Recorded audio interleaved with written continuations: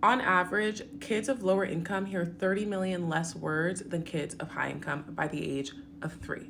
There are also economic indicators that reveal whether or not a kid will go to college, whether they'll get divorced, whether they'll get sick, whether they'll be incarcerated by that same age. I know because I studied them at Georgetown University, where I studied economics of education, and I'm about to give you guys some tips so that you can close this word gap. First, the obvious thing is talk more. My entire platform was built on me talking. I talk a lot, and it has literally rewarded me with money. I have made a platform talking about social capital and how I built it. And people ask me, how do you get invited to things? How do you get invited to certain rooms? And it's because I talked. I talked about what interests me. I talk about where I'm from.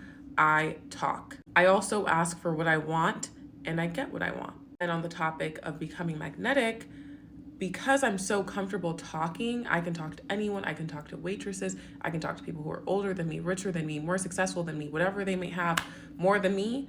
I don't care. I talk to everyone because I'm comfortable doing so.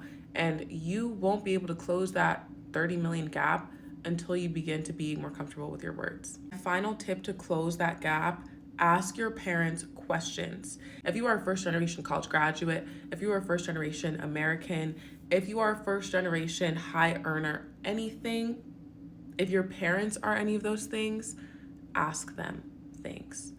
Ask them how to pay your bills. Ask them what process do you go through to get insurance.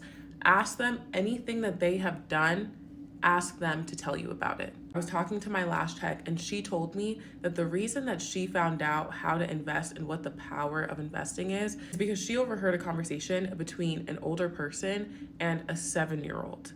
This person was literally giving this child the keys to financial freedom at a very early age. Now, when you come from a background of hardship, money is something that your family may not want to talk about. However, if they have improved their financial circumstance, this is something that they actively have to work against. They have to work against that habit of concealing money and systems of money.